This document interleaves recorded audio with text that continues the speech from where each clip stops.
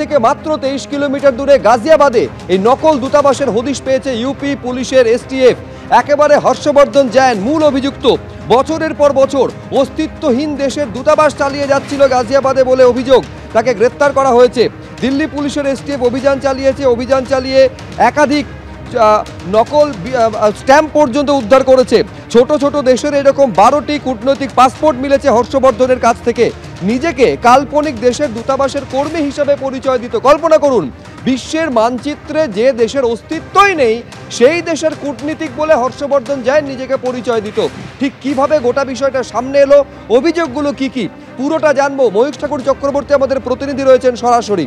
ময়ূক, দেখো শুভজিৎ, যেটা এখনো পর্যন্ত দিল্লি উত্তরপ্রদেশ এসটিএফ সূত্রে খবর পাওয়া যাচ্ছে যে দিল্লির কাছে গাজিয়াবাদের একটা গোপন সূত্রে খবর পেয়ে এসটিএফ এর তরফ থেকে তারা তল্লাশি অভিযান চালান এবং সেখান থেকেই এই কাল্পনিক দূতাবাস, নকল দূতাবাসের হদিশ কিন্তু এসটিএফ এর গোয়েন্দাদের সামনে আসে এবং এই ঘটনায় হর্ষবর্ধন জৈন বলে একজন, তার বাড়িতেই মূলত তল্লাশি অভিযান চালানো হয়েছে এসটিএফ এর তরফ থেকে। 34 রকমের, তুমি বলে স্ট্যাম্প রিকভারি হয়েছে, মোট 34 রকমের নকল স্ট্যাম্প বিভিন্ন দেশের রিকভারি হয়েছে। বিভিন্ন ছোট ছোট দেশের কূটনৈতিক পাসপোর্ট মিলেছে এই হর্ষবর্ধনের কাছ থেকে এবং দূতাবাসের কর্মীদের হিসেবে যে কাগজ, আইডেন্টিটি কার্ড থাকতো সেগুলো তার বাড়ি থেকে মিলেছে।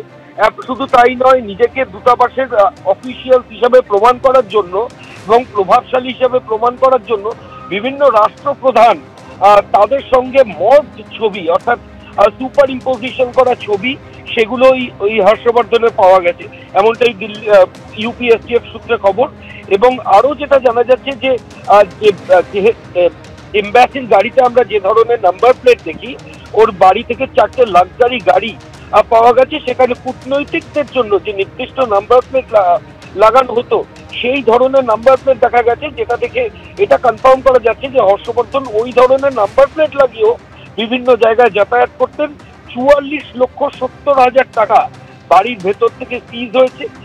ইউপি এসটিএফ এর যারা অফিসিয়াল তারা এই হর্ষবর্ধনকে জিজ্ঞাসাবাদ করছেন এবং তার আরো কোথায় কোথায় এই গোটা বিষয়ের বিস্তৃতি সেটা তারা জানার চেষ্টা করছেন।